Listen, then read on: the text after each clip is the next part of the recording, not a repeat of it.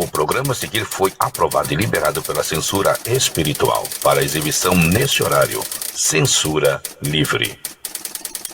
Entremos então no momento da palavra, na reunião do cordão. E agora, momento da palavra, na reunião do cordão. Tema de hoje? Seja igreja, estando ou não numa igreja. Primeira carta do apóstolo Paulo aos Coríntios, no capítulo 6, versículos 19 e 20. Acaso vocês não sabem que o corpo de vocês é santuário do Espírito Santo, que habita em vocês? Que lhes foi dado por Deus e vocês não são de si mesmos?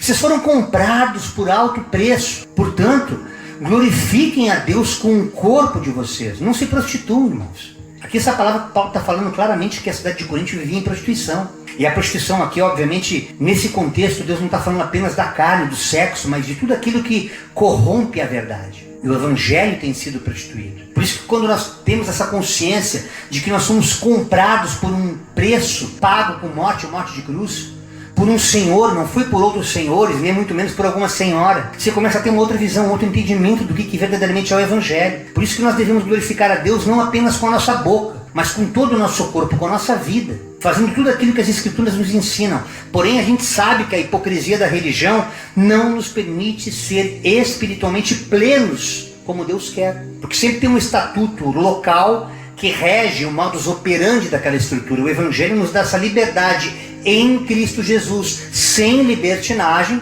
a fazer essa verdade se cumprir, assim como toda a Escritura tem que ser cumprida, J por J, tio por tio. E aí a palavra de Deus se descortina através do Evangelho de Mateus, capítulo 15, versos de 8 a 9. Este povo me honra com os lábios, mas o seu coração está longe de mim. Em vão me adoram. Seus ensinamentos não passam de regras ensinadas por homens. É só ajuntamento de pessoas vazias. O sistema religioso tem jogado contra o Evangelho, fazendo com que a Bíblia, com uma escritura distorcida, confunda muitas vezes o sentido real da palavra. E as pessoas não conseguem verdadeiramente entender qual é o propósito de elas estarem ali. E você vai entender essa noite. A religião muitas vezes faz com que nós não ressignifiquemos a nossa existência, porque ela não ensina qual é o propósito desse ajuntamento, que na verdade é o congregar, para que juntos nos tornemos igreja, nos tornemos corpo. E aí sim, sem campanhas, sem ficar fazendo barganhas, a graça, a glória, o poder de Deus nos aperfeiçoa como indivíduo, para que nós sejamos verdadeiramente corpo vivo, igreja viva do Senhor.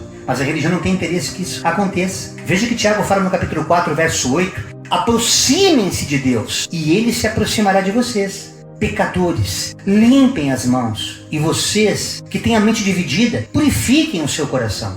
Por isso que Tiago fala para que nosso coração seja purificado, porque a partir do momento que nós nos purificarmos, não vamos precisar ter que ficar contando história para você entender qual o mistério que tem desse encontro. O que nos leva a cada 15 dias estar aqui juntos, o pastor André vindo de Viamão, o pastor Salvador de Porto Alegre, irmãos aqui de cidades vizinhas também, aqui de Novo Hamburgo, assim como os irmãos de Sapucaia. Muitos que moram em Sapucaia não conseguem chegar aqui, irmãos. Você tem uma ideia como é sério o propósito do encontro, da koinonia, desse congregar onde o Espírito Santo quer se derramar para nos aperfeiçoar como igreja. O mesmo Tiago, no capítulo 5, verso 17, ele narra um episódio acontecido no Antigo Testamento. Veja o que ele fala no capítulo 5, verso 17, quando ele fala sobre o profeta Elias, que esse Elias era uma pessoa frágil, sujeito às mesmas paixões que nós temos, às mesmas fraquezas, mas era um profeta, um homem cheio de Deus. Mas o que o diferenciava então de nós para eles? Ele orava fervorosamente, e orou fervorosamente, rogando para que não chovesse, e não choveu sobre a terra durante 3 anos e meio. Aqui houve um mistério, irmãos, aonde o santo Deus foi desprezado através de uma bruxa religiosa chamada Jezabel. O rei Acabe, seduzido por ela, o rei Acabe era um escolhido de Israel, acabou se rendendo à sedução dessa mulher, que era um demônio encarnado em forma de gente. E ela, com seus profetas de Baal, predominava aquela teologia que desprezava o Deus eterno, e todos se intimidaram, ninguém tinha autoridade de se impor, mas havia um que de forma inquieta, inconformada, se posicionou a pedir para Deus, para que Deus mostrasse sinais na terra, para que aquele povo pudesse se converter de todo o coração. E aí ele falou, irmãos, essa palavra está escrita no primeiro livro de Reis, no capítulo 17, verso 1. Um profeta chamado Elias, de Tisbé, na região de Gileade, disse ao rei Acabe: em nome do Senhor, o Deus vivo de Israel, de quem eu sou servo, digo a ti, ao Senhor, rei Acabe, que não vai cair orvalho nem chuva durante os próximos anos, até que eu diga para cair orvalho e chuva de novo. Entenda aqui, irmãos, que isso aqui é muito sério. Há muitas vezes que nós somos mal interpretados, chamados até de presunçosos. O que esse rapaz pensa que é? Até onde era um cantor do mundo, fazia isso, fazia aquilo. O diabo usando as mentes das pessoas com memórias de coisas que nós não vivemos mais, porque as coisas velhas se passaram, tudo se fez novo. Mas o acusador, ele quer fazer com que você não tome posse daquilo que Deus quer derramar sobre você. Eu vejo irmãos, às vezes, que estão há anos caminhando conosco, sempre atribuindo toda a soberania a Deus, como se nós fôssemos presunçosos ao tomar posse dessa autoridade que está sobre nossas vidas, assim como esse profeta tomou. Então, quando você está alicerçado na rocha que é o Cristo, e você profetiza algo, como o próprio Paulo sempre, muitas vezes ele disse: digo eu, não o Senhor, mas ele fala com autoridade. Deus honra a palavra do profeta. Quando Deus muitas vezes coloca um pensamento, uma intuição que muitas vezes não é algo bíblico, mas é algo que tem a ver com o Evangelho. Não chega a ser uma recitação, uma palavra contida dentro do livro Bíblia, mas é algo que está contextualizado com a vontade de Deus. Deus honra a boca do profeta. Tanto que por 3 anos e meio, casualmente, não por coincidência, mas por Jesuscidência, o mesmo tempo que Jesus peregrinou com o seu ministério aqui entre nós, 3 anos e meio antes dele ser crucificado. Então perceba que não há coincidências no mundo espiritual, não existem coincidências na Escritura quando você começa a se aproximar mais aprofundadamente. E esse Elias, cujo nome significa o Senhor é o seu Deus, ele desafiou 450 profetas de Baal, fora aquelas que também serviam a Aserá, que eram muito mais demônios. Mas aqui no primeiro livro de Reis, no capítulo 18, 21, até que Deus falasse com ele para que ele pudesse enfrentar esses profetas, ele fez um acordo para que fizesse um holocausto onde fossem separados 2 touros, e naquele ritual ali de cair fogo sobre aquele holocausto, aquele que derramasse fogo do céu seria o Deus. Se for Deus, é Deus. Se for Baal, é Baal. Aquele a quem derramasse fogo, aquele passaria a ser adorado. E os profetas de Baal, como eram maioria, foram os protagonistas deste evento. Por isso você não fique entusiasmado quando você vê muita gente ajuntada. Aqui tem muita gente, essa igreja aqui está cheia. É aqui que está o poder. Às vezes pode ser só fogo estranho, irmão. Deus não está em quantidade, ele está em qualidade. Mas aqui, com esse entendimento espiritual, Elias permitiu que eles fizessem. Eu não vou contar toda a história porque ela é muito longa, outro dia eu vou pregar só sobre isso. Mas aqui ele permitiu que os profetas de Baal providenciassem aquele touro, cortassem em pedaços, se preparassem para fazer aquele holocausto e depois invocassem o Deus Baal. Ficaram um dia inteiro ali, se autoflagelando. Elias tirando uma onda com a cara dele. Será que o Deus de vocês foi tirar umas férias? Cadê o fogo? Cadê isso? Cadê aquilo? Não conseguindo. Chega a vez do profeta Elias. Primeira coisa que ele faz para preparar o altar é juntar as pedras do altar que havia sido derrubado. Havia 12 pedras que representavam as 12 tribos de Israel. E ao ser restaurado aquele altar, aí sim ele colocou o sacrifício, cortou em pedaços, pediu que fossem derramados ali muita água, mais de 12 litros inclusive, que representavam 1 litro para cada vez que ele botava ali. Por 3 vezes ele mandou as pessoas fazer, as pessoas obedeciam. Vários princípios espirituais os quais Deus quer nos ensinar aqui essa noite. A única maneira de Deus realmente derramar poder sobre a igreja, enquanto ministério, enquanto corpo, o altar tem que estar restaurado. Enquanto o teu altar perante Deus está meia boca, a tua vida com Deus é só uma vida religiosa, é uma vida de frequência a um lugar. A cada semana, a cada 15 dias, ou a cada mês, ou a cada 3, 4 dias, eu estou na presença de Deus, quando na verdade você está apenas cumprindo uma frequência, ou então uma escala. Hoje eu estou convidado pelo pastor tal para pregar, vou trazer a palavra da oferta, vou trazer a palavra do dízimo, não, vou trazer a palavra do dia. E você fica funcional, você fica apenas um crente litúrgico, mas não tem de fato uma aliança com Deus. O teu altar continua ruim, porque tu continua com ódio, tu continua em conflito com a tua família, não houve perdão, não houve arrependimento, você não fala do amor de Deus para as pessoas da tua casa estão passando por aflição, tu não te posiciona em ser o pastor da tua casa, em ser uma carta viva, ou seja, o altar está totalmente destruído. E por mais que você ore, por mais que você frequente um lugar, a tua vida tende a continuar igual, porque Deus quer abençoar a igreja, Deus quer abençoar cada um de nós, como parte de um corpo, como sendo membros de um só corpo. membros da igreja. E Elias, tendo essa visão, tendo esse entendimento, é coisa tremenda os detalhes quando você começa a ler no Espírito a palavra. Ele começa a descortinar os mistérios, pede que as pessoas cheguem mais próximas a dele. Veja o que o 1 Reis fala, 18. Então Elias disse ao povo: cheguem mais perto de mim. Cheguem mais perto, vamos chegar nessa comunhão. Todos chegaram mais perto de Elias, a obediência do convite. Cheguem, vem mais, vem participar da reunião, chega mais. E ele começou a consertar o altar do Senhor. Depois cavou em volta uma valeta em que cabiam mais ou menos 12 litros de água. Em seguida colocou lenha no altar, cortou o touro em pedaços e o pôs em cima da lenha, e obedecendo e ensinando publicamente as ordenanças obrigatórias da lei de Moisés. Não dá para pregar a palavra meia boca. Está muito pesada essa palavra, pastor. Não dá para pregar alguma coisa mais leve, não. Tem que ser de acordo com as ordenanças. Porque não fui eu que decidi ser pastor.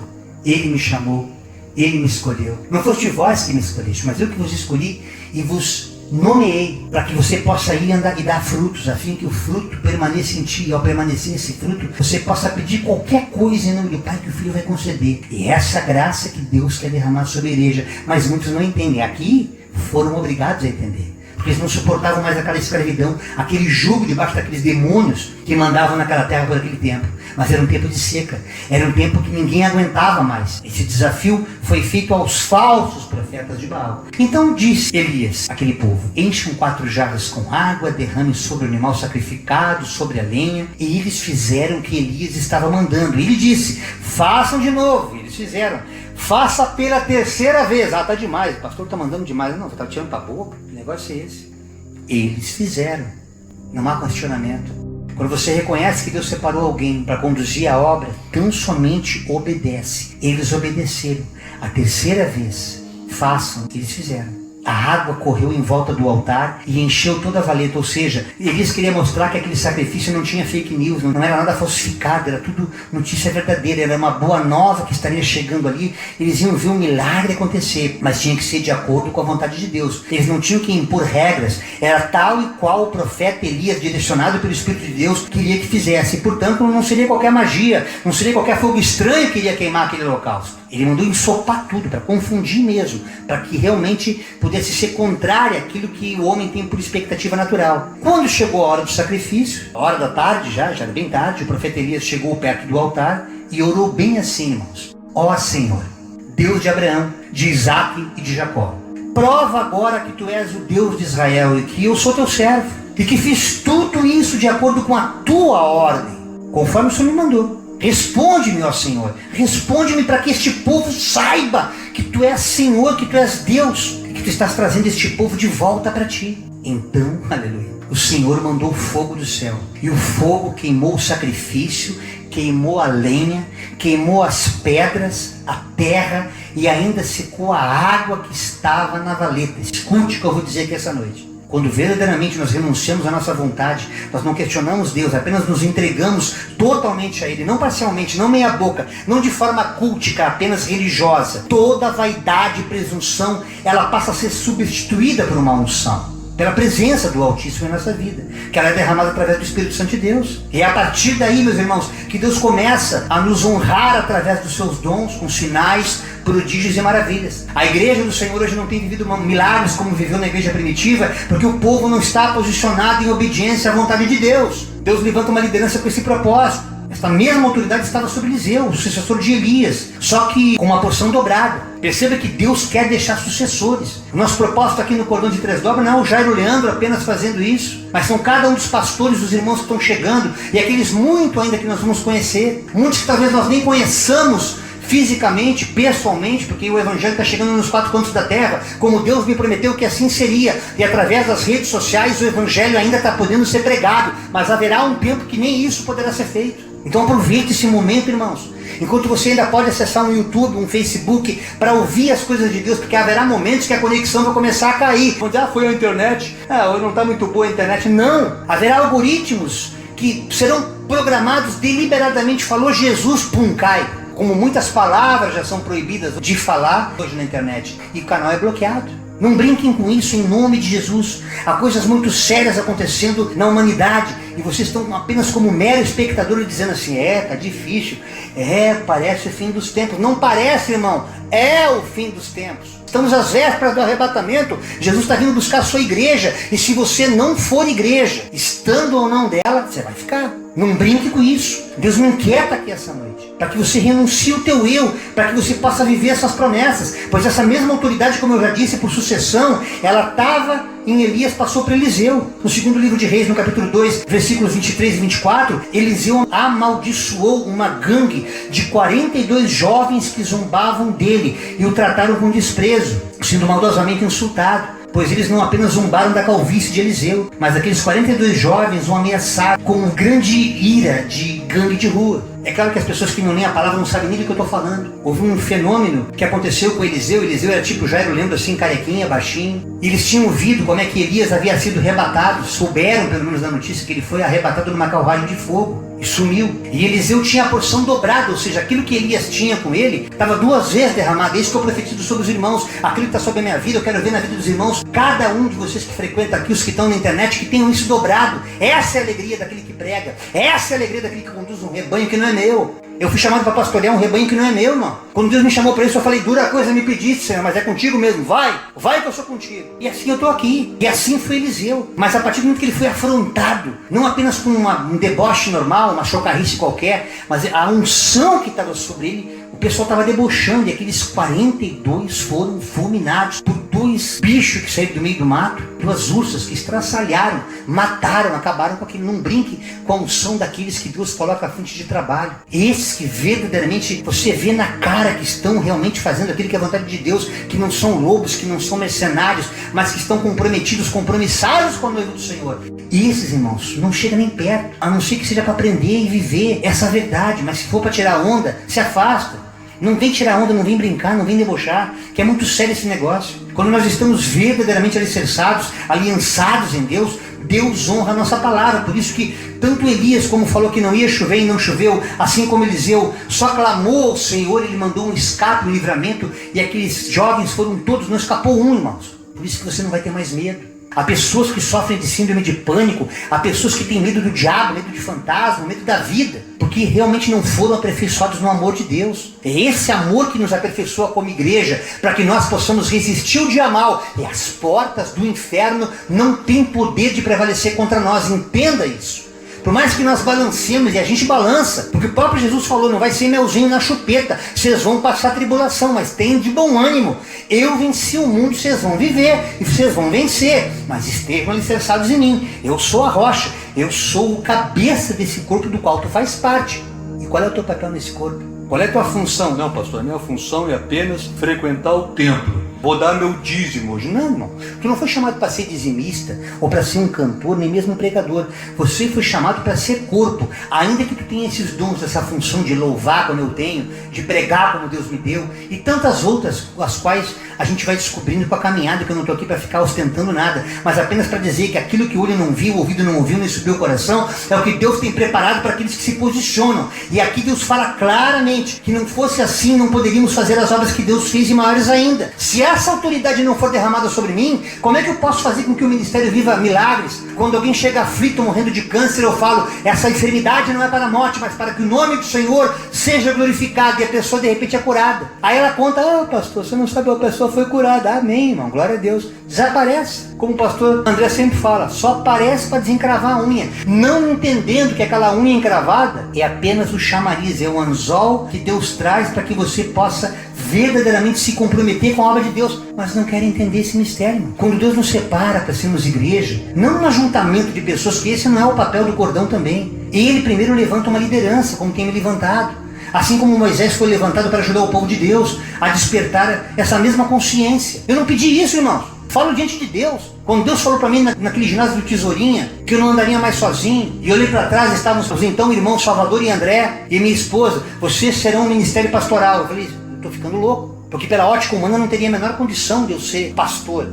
Eu não era nem aspirante a nada, quanto mais pastor. Mas Deus viu a excelência daquilo que estava no meu coração naquele dia 12 de outubro de 2005, ao tentar tirar minha vida, quando eu me rendi para esse Deus, mesmo não entendendo nada. Parecia uma loucura. Mas eu mergulhei de cabeça nessa loucura, porque foi essa loucura que me salvou. Foi essa loucura que não me deixou me jogar dentro daquele apartamento alto onde eu morava. É essa loucura que faz com que nós obedeçamos, ainda que muitas vezes nem eu gostaria. Deus, me tira fora dessa, meu negócio é cantar, que negócio é se pregar. Deixa eu bater minha viola. Não. Tu vai pregar minha palavra, eu vou colocar mais excelência no teu louvor. Tanto, irmãos, que o meu CD, quando eu falo meu CD, eu falo do meu solo e o CD que depois do cordão de 3 dobras foi submetido a um crivo, numa igreja que tem doutrina, uma igreja séria, que vela também pela palavra, mas não tinha nenhuma condenação. Porque nenhuma condenação há mais para aqueles que estão em Cristo Jesus, independente de estarem fora ou dentro de uma estrutura, porque eu já nem sentia a igreja.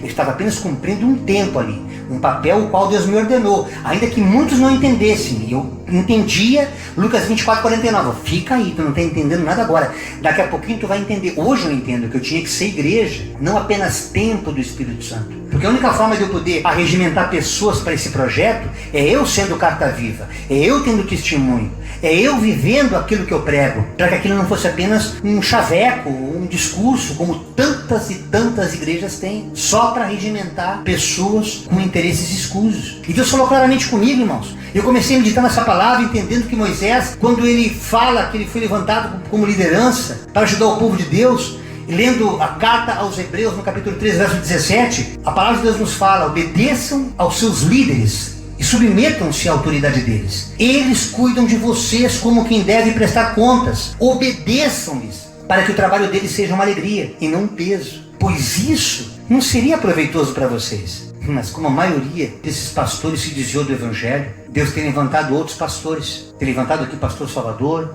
pastor André, pastora Denise, porque a maioria daqueles que são doutores da lei, conhecedores profundos, muito mais do que eu, conhecem Bíblia de capa a capa, hermenêutica, dialética, tudo, sabem pregar como ninguém, mas não têm a essência, porque se corromperam. Esses, uma vez corrompidos, acabaram fazendo com que o rebanho fosse desviado. E aí Deus começou a levantar profetas. Já no passado acontecia isso. Quando o próprio Jeremias, no capítulo 23, versículo 4, a palavra de Deus nos fala que o próprio Deus estabelecerá pastores para cuidar dos remanescentes de seu rebanho. Olha só, remanescentes de seu rebanho. Porque a maioria se dispersa, a maioria sai, se entristece, se come e não quer saber mais de Deus. Isso já acontecia no passado, irmãos. E mesmo esses poucos que têm sido levantados, se eu pisar na bola, que Deus me livre e guarde, irmão, porque aquele que está de pé tem que tomar cuidado para que não caia. Olha o que a palavra fala. E a palavra é a profecia.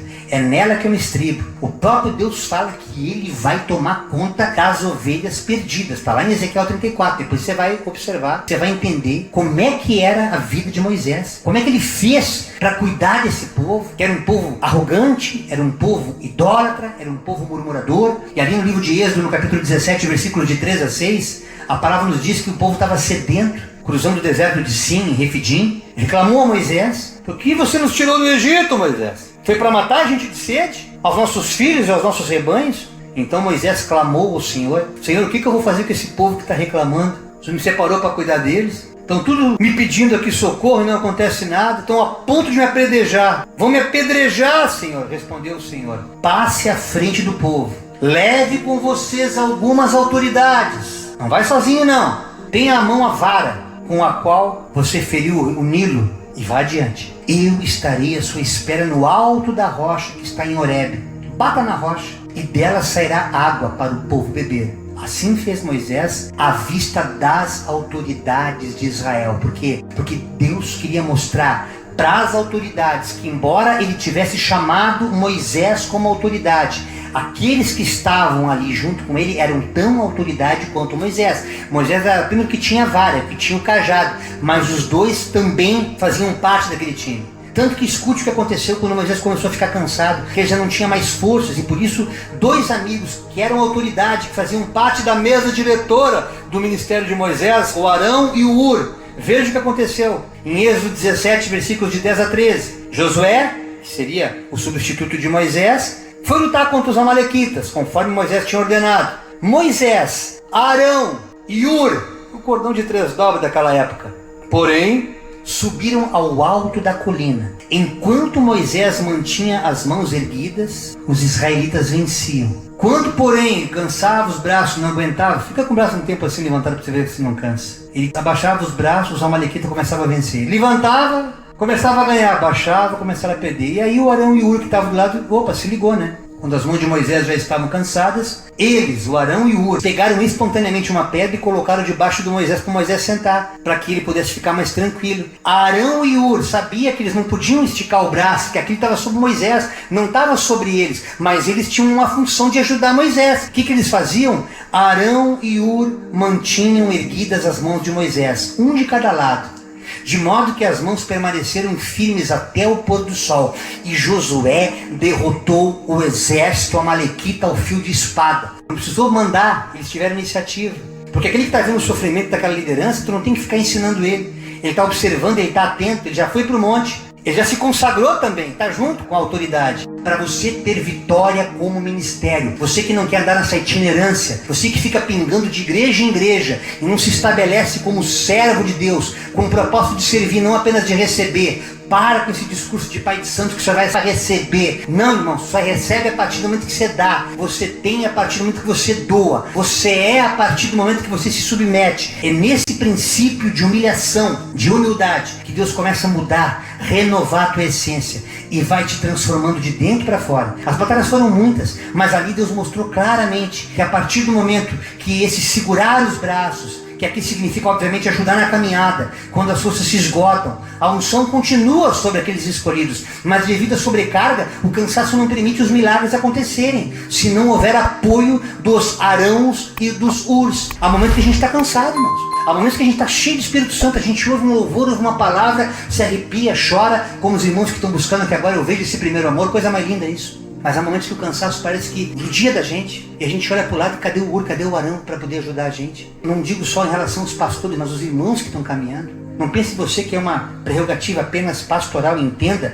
que viver o evangelho fora do casulo, fora de uma estrutura religiosa, todos nós temos o compromisso de carregar esse cajado. Deus quer fazer discípulos, pastores, para que cada um de vocês seja pastor na tua casa, na tua família, para que você possa chegar até os confins da terra com a mesma autoridade que estava sobre Moisés, que Deus tem dado sobre a minha vida, para que juntos, como todos, como se fôssemos apóstolos de Deus, cada qual com a mesma autoridade, assim como havia sobre Pedro, assim como havia sobre Paulo, assim como havia sobre João, Deus quer derramar sobre cada um de nós essa mesma autoridade, mas é importante que nós nos posicionemos com a mesma determinação. Entenda, irmãos, que os milagres da Igreja de Cristo só irão acontecer quando o corpo todo estiver no mesmo espírito, assim como aconteceu no livro de Atos dos Apóstolos, quando todos estavam reunidos na mesma dimensão, no mesmo espírito, todos estavam em obediência, no mesmo propósito, não havia dissensão. Não, eu acho que tem que ser assim, não concordo contigo. Não havia isso. Todos haviam entendido que era justamente na união das brasas que o fogo se derramava. Assim como quando aconteceu naquele holocausto lá que Elias destruiu e matou depois os 450 profetas de Baal. A mesma unção que Deus quer derramar sobre a igreja. A prosperidade ministerial só virá a partir desta consciência coletiva em que todos os membros desta estrutura espiritual estiverem verdadeiramente conectados, interligados pelo amor. E assim como um corpo espiritualmente saudável, o cabeça, que é o Cristo, poderá ordenar livramentos, libertação, restituição, prosperidade, restauração, enfim, aquelas bênçãos sem medidas prometidas em sua palavra, conforme o Evangelho de Lucas no capítulo 6, verso 38. Mas as pessoas estão mais preocupadas em viver as bênçãos. Eu quero as bênçãos, eu quero a vitória, seja na parte financeira, na parte até espiritual. Não, eu quero o poder de Deus, agora eu recebo o Espírito Santo. Mal conhece a Bíblia. Alguns vêm com ranços trazidos distorcidamente de outros ministérios. Glória a Deus por aqueles irmãos que se sujeitam em humilhação e humildade para entender a verdade que é confrontada com a Escritura, porque aqui ninguém impõe nada, irmãos. A gente faz que nem o povo de Bereia fazia lá quando estava juntamente com Paulo, que era mais dedicado do que os povos de Tessalônica, porque eles examinavam e a gente examina juntos. Olha, irmãos, por que a gente age assim? Olha, irmãos, por que a gente prega isso? Olha, irmãos, por que a gente ensina aquilo? E assim as pessoas vão crescendo na graça e no conhecimento, mas não querem. Eu só vou lá porque eu sei que Deus tem uma bênção para mim, os irmãos são ungidos. Eu vou lá curar minha unha encravada, irmão. Já fui no podólogo, que ele não consegue curar. Então eu vou lá ouvir uma palavra do irmão Jair. O louvor deles são bons, eles cantam bem. Um trabalho bonito. Não precisa pagar. A gente vai no show, tem que pagar ingresso, falei tudo de graça. Vamos lá. E as pessoas vão se enganando. E Mateus 22, 29 fala que vocês erram. Vocês estão enganados, equivocados, porque não conhecem as Escrituras e nem o poder de Deus. Não conhecem. Vocês ainda não compreenderam o que é ser igreja. E por isso que vocês não desfrutam do poder de Deus. Enquanto você apenas se preocupar em ir numa igreja, como a gente falou com alguns irmãozinhos essa semana, eu estou indo lá, pastor, é tão bom, eu vou lá. E quando a irmã não consegue ir, é tão ruim que eu não vou lá. A irmã já experimentou orar também em casa, nada contra ir lá, irmão, pode continuar indo lá. O que você faz lá? Você ajuda em alguma coisa lá? Não, o louvor é bom, os irmãos têm um louvor ungido, a palavra é muito bem pregada e vem todo aquele discurso, né? Mas ela não faz nada, ela não quer contribuir em nada, ela só vai lá para receber. Ela não entendeu ainda o que é ser parte de um corpo, de um organismo vivo chamado igreja. E é por isso que ela não consegue desfrutar desse poder. Ela é apenas aquele crente funcional. Não consegue entender que existe um sério risco de o arrebatamento vir e ela ficar por aqui. Porque a salvação é por graça, mas a salvação é para a igreja do Senhor. E nós não podemos esquecer disso. Lucas 24, 44, 45, eu aprendi isso. Quando Jesus disse aos apóstolos: são essas as palavras que eu vos disse estando ainda convosco, que convinha que se cumprisse tudo que de mim estava escrito na lei de Moisés, e nos profetas, assim como Elias, Moisés, até nos Salmos também. Então Jesus abriu-lhes o entendimento para que eles compreendessem as Escrituras. Em Lucas 22, 37, o texto segue: pois eu vos asseguro que é necessário que se cumpra em mim o que está escrito. E ele foi contado com os transgressores. Sim, o que está escrito a meu respeito está para se cumprir. Ou seja, o Evangelho, o Novo Testamento, recitando a escritura do profeta Isaías, lá dos judeus, no capítulo 53, versículos 11 e 12. Logo depois do sofrimento, ele contemplará o resultado da sua obra, o empenho de sua alma e ficará satisfeito. Por que ele disse isso? Porque mesmo que ele seja moído por nós na cruz, ele sabe, ele veio com consciência, ele não se entregou à toa. Ele sabia que aquela escravidão, aquele acorrentamento, aquele escrito de dívida seria destruído. O diabo não teria poder mais algum sobre a humanidade, especialmente sobre aqueles que creem. Mediante a sua sabedoria, o seu servo, o justo, justificará a muitos, não a todos, porque nem todos querem crer, só a muitos, e tomará sobre si mesmo as más obras dos seres humanos. Por esse motivo eu lhe darei uma porção generosa entre os grandes, e ele dividirá os seus despojos entre as multidões, porquanto ele, Jesus Cristo, derramou a sua própria vida até a morte, foi contado entre os criminosos. Portanto, ele levou sobre si o pecado de muitos e pelos transgressores intercedeu. Perceba que essa história de incredulidade é de longe. Nem o povo judeu entendeu. O judeu Isaías já falava isso. Eles estão esperando até agora o Cristo, o ungido, chegar. Porque não entenderam isso aqui. Assim como a igreja de hoje não entendeu ainda que ela tem que ser corpo. Enquanto ela não for corpo de Cristo, ela não vai viver as promessas, irmãos. Ela vai ficar sempre cocheando. Veja a necessidade de nos tornarmos igreja nesse tempo para podermos suportar as muitas aflições que ainda vão vir em 2023. Já falei, não vai ser meuzinho na chupeta. Olha o que Paulo fala na primeira carta aos Coríntios, no capítulo 6, versos de 1 a 8. Se algum de vocês tem queixa contra outro irmão, como ousa apresentar a causa para ser julgada pelos ímpios? Eu briguei com o irmão, vou botar ele no pau. Vou botar ele em pequenas causas. Olha o mistério que Deus está falando aqui. Por que vocês não levam eles aos santos? Vocês não sabem que os santos hão de julgar o mundo? Sabia que nós tudo vamos julgar o mundo? Se vocês hão de julgar o mundo, acaso não são capazes de julgar as causas de menor importância, de menor relevância? Vocês não sabem que nós, igreja, haveríamos de julgar os anjos? Quanto mais as coisas dessa vida. Portanto, se vocês têm questões relativas às coisas dessa vida, designem para juízes o que são da igreja, os que são igreja, mesmo que sejam os menos importantes. Pode ser os irmãozinhos pequenininhos que estão chegando agora, vocês podem ser juiz aí, irmão. Os irmãozinhos que mal sabem ler a Bíblia, não conseguem entender o texto, mas o coração está ali, ó. Ele se colocou como corpo, como igreja. Eles vão ter o espírito da sabedoria para poder mediar isso aí, sem vocês precisarem se corromper. Portanto, se vocês têm questões relativas às coisas dessa vida, designem para juízos que são da igreja, mesmo que sejam os menos importantes. Digo isso para envergonhá-los. Olha o que Deus está falando aqui, ele está envergonhando. Eu podia pegar os doutores, vou pegar os pequenininhos, arigó, para envergonhá-los. Acaso não há entre vocês alguém suficientemente sábio para julgar uma causa entre irmãos? Não tem ninguém com sabedoria? Mas ao invés disso, um irmão vai ao tribunal contra outro irmão, e isso diante de descrentes. O fato de haver litígio entre vocês já significa uma completa derrota, a derrota da igreja. É irmão contra irmão, não em comunhão, não em afeição, é em beliscão, é em distorção, é em empurrão. E é terrível. Por que não preferem sofrer a injustiça? Por que não preferem sofrer o prejuízo? Em vez disso, vocês mesmos causam injustiça e prejuízos, e isso contra irmãos. Aqui está um aprendizado. quando você muitas vezes é afrontado, eu tenho falado muito com os pastores isso, até na família, quando nós entendemos que a família está nos acusando de coisas que muitas vezes nós não fizemos, apenas nós somos diferentes, pelo nosso temperamento, pelo nosso caráter, mas se em algum momento nós tivemos essa contenda entre irmãos, Deus quer que nós nos humilhemos, que nós inclusive peçamos perdão, não pelo que a gente fez, mas pelo que eles pensaram que a gente possa ter feito. Esse princípio de humildade que faz trazer a justiça de Deus. Por que vocês não preferem ficar no prejuízo? Aqui Paulo está falando, eu vou ficar no prejuízo, eu vou pedir perdão mesmo que eu não tenha feito nada, mas eu quero trazer paz, eu quero que aquela pessoa não tenha mais raiva de mim, eu quero poder me reconciliar com aquela pessoa que eu amo, aquele familiar, que só quer me ver pelas costas. Faz a tua parte, deixa o resto com Deus, irmãos. O fato de haver litígio entre vocês já significa comprar a derrota. Só em estar em briga vocês já estão derrotados. Ah, mas eu vou à igreja, pastor, não adianta. Eu tomo Santa Ceia, não adianta. Eu dou meu dízimo, pior ainda.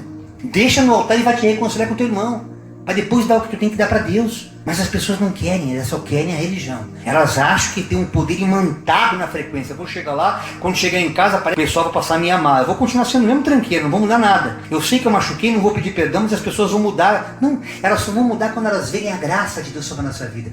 Quando ela olhar para você e enxergar Cristo em você. E isso ocorre dentro da própria família. Pare de sempre querer ter razão em tudo, você que me ouve aí. Ceda, tolere, releve, para gerar harmonia e assim tornarem-se corpo de Cristo. Como Paulo fala na primeira carta ao Timóteo, capítulo 5, verso 8, que aquele que não cuida primeiro dos seus e da sua própria casa é pior que o incrédulo e tem negado a fé. Não você tem que querer falar de Jesus para tua sogra, para o teu parente, com a tua esposa, com o teu filho, com o teu lar, tu não está sendo pastor. E aqui tem uma sucessão de versículos que eu quero me apressar em ler para os irmãos, como Tiago 5,16. Portanto, confessem seus pecados uns aos outros e orem uns pelos outros para serem curados. A oração de um justo é poderosa e eficaz. Quantas pessoas doentes que poderiam ser curadas sem precisar fazer campanha, sem precisar fazer promessa, tão somente se colocar nessa dispensação de perdoar pecados e de ser perdoada, de confessar aquilo que está errado nela. Paulo fala também aos Colossenses no capítulo 3, versos 12 e 13. Portanto, como povo escolhido de Deus, como igreja que vocês são, povo santo e amado, revistam-se de profunda compaixão, de bondade, humildade, mansidão e paciência. Tem que ter paciência. Suportem-se uns aos outros e perdoem as queixas que tiverem uns contra os outros. Perdoem como o Senhor lhes perdoou. Ou seja, Deus está falando aqui de reconciliação. Nós precisamos nos reconciliar entre si. Eu busco todo dia, sempre, entre os pastores, com a minha esposa, com a minha família, essa reconciliação que nos mantém firmes na rocha, para poder suportar o dia mal, para poder suportar as adversidades, senão a gente não tem estrutura, a gente também cai. Paulo fala aos Gálatas no capítulo 6, verso 2, levem os fardos pesados uns dos outros, e assim cumpram a lei de Cristo. Que lei é essa? É o amor. Amo o outro como eu te amei. É simples. João 13,34, eu lhes dou um novo mandamento, amem-se uns aos outros como eu vos amei. Acabou. Não tem segredo, não tem mistério. Para que nós desfrutemos do sobrenatural de Deus, é preciso naturalmente a gente praticar isso. Não tem mistério, é apenas obediência. Trate melhor o teu parceiro, trate melhor a tua companheira. Pare de afligir os teus filhos. Para de torturar aquele que tu sabe que está errado. Apenas ame, ensine. E deixa ele sofrer as consequências das suas escolhas. Mas continue amando, continue suportando. Só assim ele vai se libertar das drogas. Só assim ele vai se libertar de tudo aquilo que você quer que ele se liberte. Não é com opressão, não é com guerra, não é com luta. É com carinho, é com amor. Tal qual Jesus nos ensina. Eu lhes dou um novo mandamento. Ele não está pedindo, ele está mandando. Amem uns aos outros assim como eu vos amei. E Paulo continua na sua segunda carta aos Coríntios, no capítulo 5, verso 20 e 21. Portanto, olha o que nós somos na igreja, aqui na terra. Nós somos embaixadores de Cristo, como se Deus estivesse fazendo o seu apelo por nosso intermédio. Quando nós abrimos a boca, pastores, é como se o próprio Deus estivesse encarnado em nós, falando através da nossa boca. Aleluia, olha como é sério isso, irmãos. Eu vou repetir o texto e não vou editar essa parte, porque vocês precisam entender. Portanto, Paulo falando ao povo de Corinto, nós somos embaixadores de Cristo. Você sabe o que é um embaixador, irmão? Uma embaixada é um lugar onde você tem um território da tua nacionalidade fora da tua nação. Você vai para os Estados Unidos, tem a embaixada do Brasil. Na embaixada, ali é um pedacinho do Brasil. Ali os Estados Unidos não têm poder. Ou em qualquer outro país. A embaixada de Cristo na terra, o diabo não tem poder. Essa é a primazia da igreja. A igreja é embaixatriz, é embaixadora. Portanto, somos embaixadores de Cristo. Como se Deus estivesse fazendo o seu apelo por nosso intermédio. Como se Deus rogasse por nós. Suplicamos por amor a Cristo. Lhe suplicamos, reconciliem-se com Deus. Após nos reconciliarmos uns com os outros, busca se reconciliar com Deus. Não adianta você querer buscar Deus e estar de mal com teu irmão. Reconcilie-se com teu irmão, que Deus já vai te esperar com o coração aberto, que Deus não aceita coração endurecido. Deus não quer uma obrigação, não quer um ritual. Ele olha o coração e não vê o homem como o homem vê. Não é uma atitude, é um sentimento. Não zombe de Deus, não subestime Deus, porque foi Ele que te criou. Aquele que não conheceu o pecado, o fez pecado por nós, para que nele fôssemos feitos justiça de Deus. Muitas das vezes, irmãos, preste muita atenção a isso. Para a pessoa entender o que é essa igreja, ela precisa primeiro se arrebentar todinha, ela tem que se esfolar toda. A gente vê muitos irmãos que passam por aqui, mas não permanecem. E essas pessoas, depois de se esfolarem todas, só para depois reconsiderar e se dar conta da sua presunção, da sua arrogância, dos seus erros, relativizando tudo aquilo que ela chamava de minha vida, minha verdade, minha razão, meus motivos. Não, pastor, o senhor não sabe, eu fiz isso por causa daquilo e vim da justificativa. Não, o senhor não está entendendo. Deixa eu explicar. E a pessoa pensa que a gente está dormindo de touca. Deus já nos mostrou qual é a alternativa. A alternativa é a palavra, só obedece. Não é para mim que tem que dar explicação, é para Deus. Para só mais tarde essa pessoa tentar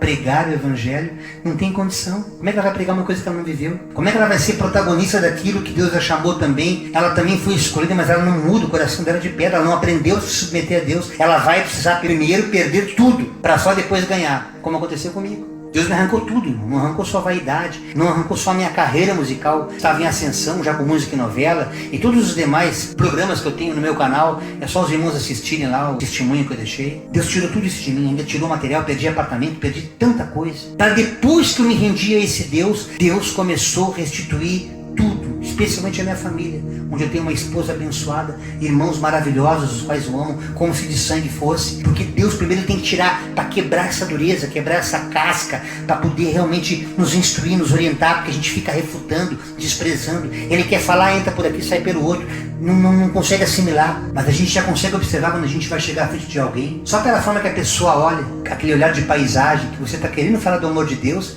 a pessoa finge estar prestando atenção, mas aquele olhar assim, no infinito, aquele olhar que despreza literalmente tudo aquilo que você está falando. É uma resistência que você não sabe muito bem qual é a causa. Pode ser até questão de tradição. E aí vem ele com essa religião dele aí. Eu tenho Jesus, eu tenho a minha senhora. E começam a botar subterfúgios. Eu tenho a minha fé, eu tenho a minha religião. E você nem tocou nesse assunto. Você está falando só de salvação, você está falando só de Jesus. Você não está falando daqueles contrários a Jesus. Você está falando do amor de Deus. E deixa para Jesus te convencer. Não é no papel. É o Espírito Santo que vai te convencer do pecado, da justiça e do juízo. Não é papel nosso, mas não adianta. As pessoas vão colocando barreiras que as impedem de ouvir e, portanto, de compreender a verdade que pode libertá-las. E por isso, infelizmente, muitas vezes nós, pastores, nos tornamos meros espectadores da calamidade alheia. Quanta gente eu já vi se lascar. Quantas pessoas que já passaram por aqui, parecia que ia decolar, só porque tiveram uma certa estabilidade financeira em seus trabalhos e suas profissões, estão no descanso e o diabo só costurando a teia, só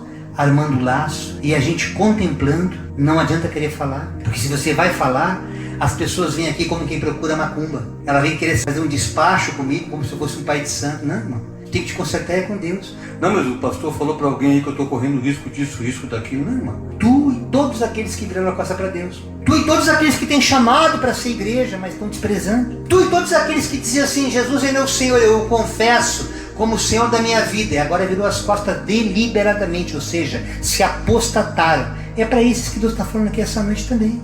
Por isso que infelizmente muitas vezes a gente sofre, só assistindo o mal sem poder fazer nada.